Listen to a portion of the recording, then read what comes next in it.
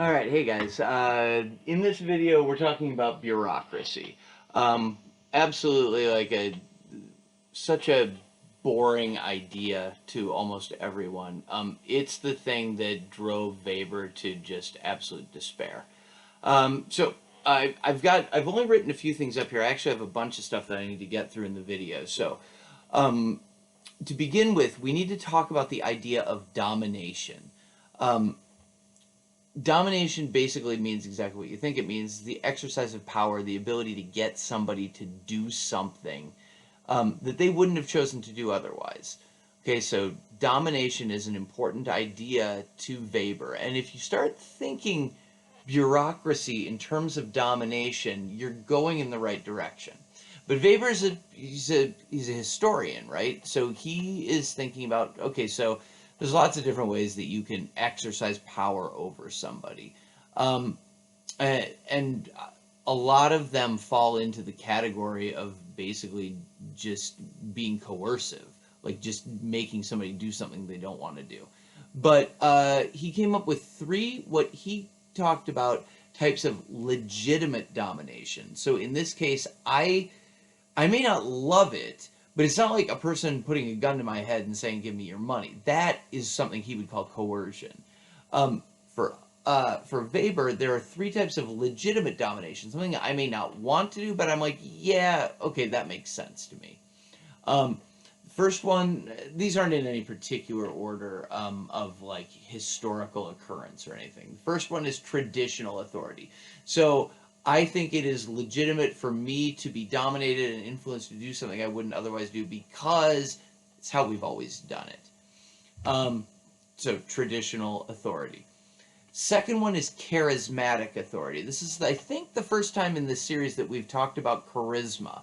Charisma meaning a person's extraordinary personal qualities.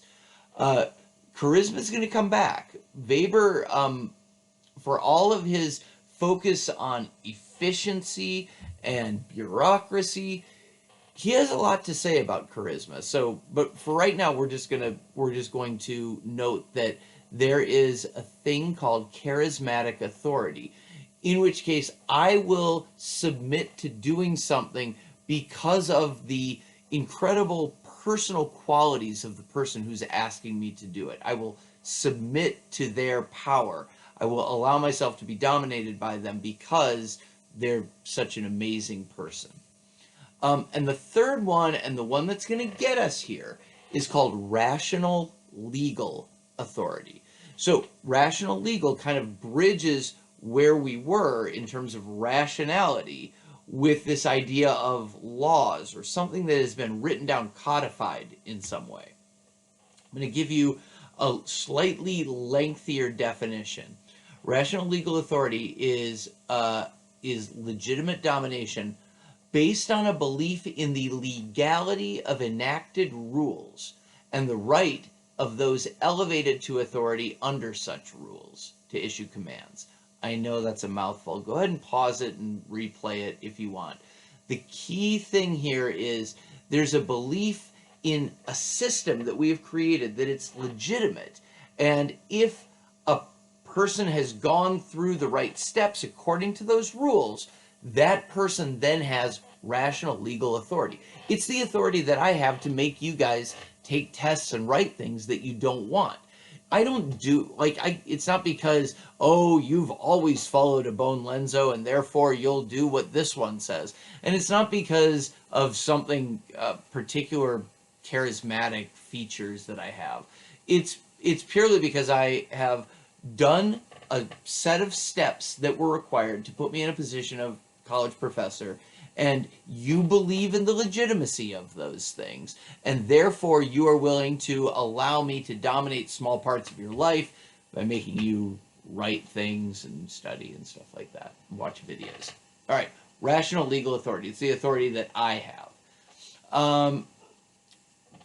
So this rational legal authority, we can see kind of a set of steps starting at means and rationality. Means and rationality, the idea that I want to create a certain an outcome for myself, leads to a focus on efficiency. I will given the choice, I will try to create more efficient paths to that, which leads to a set of rules sometimes. If I can get people to conform to these specific behaviors, then I can achieve my goals more quickly, which which is, again, if the person believes in the legitimacy of it, that's a rational legal authority structure.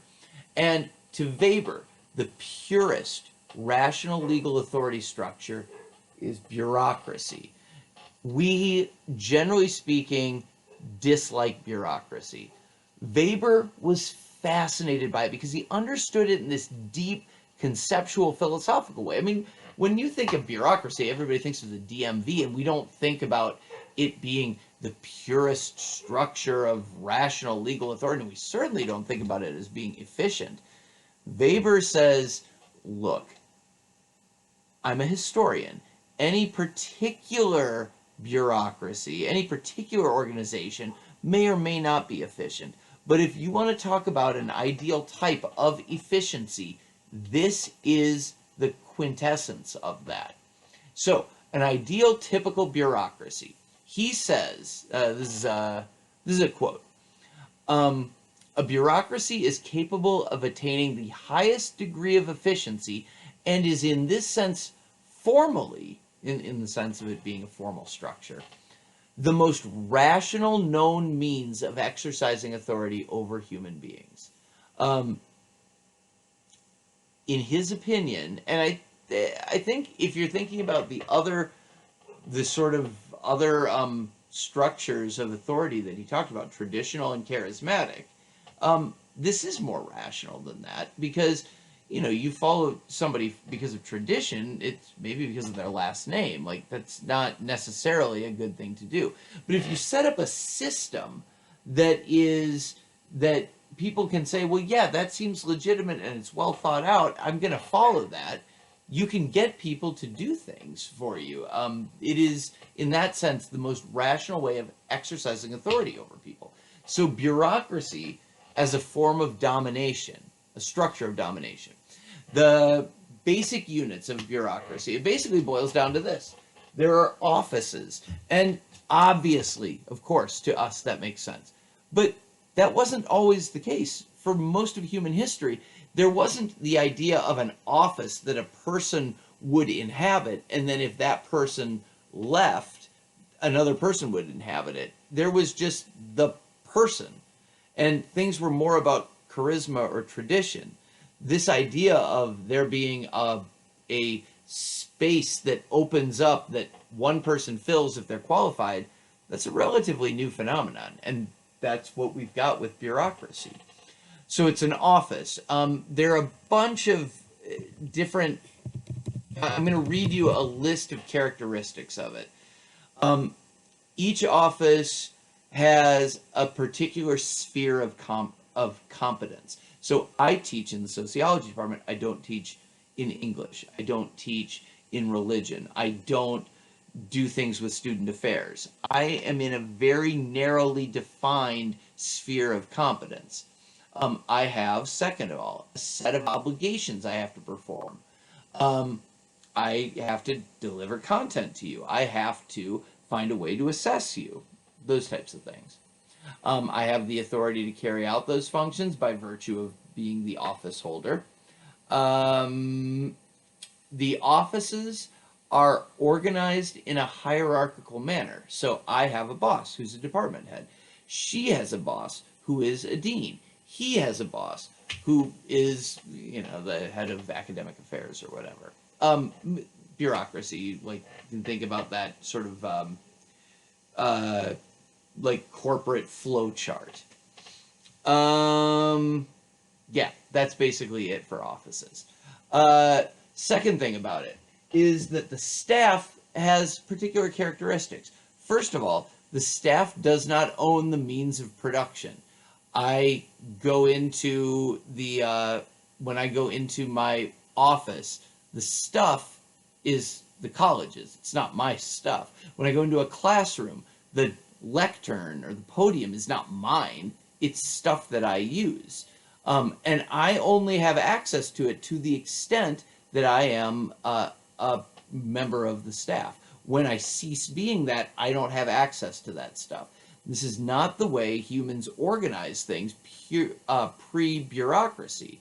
You used your own things. There was, that Lockean idea of private property.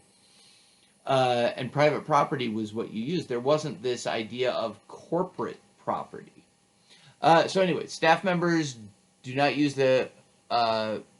use a means of production that they do not own.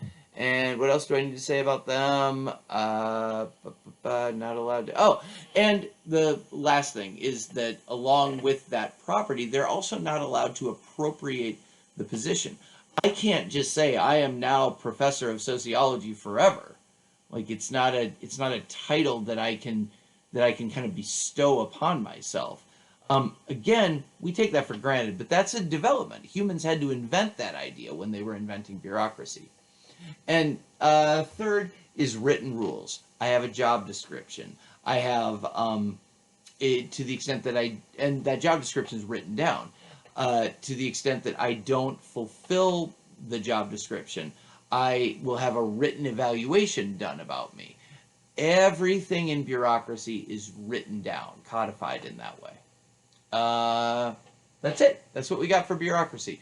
Weber, again, even in his ideal types, so not just talking about the way a particular bureaucracy works, even in his ideal types, he recognizes that this super efficient, super rationalized way of organizing things has got problems.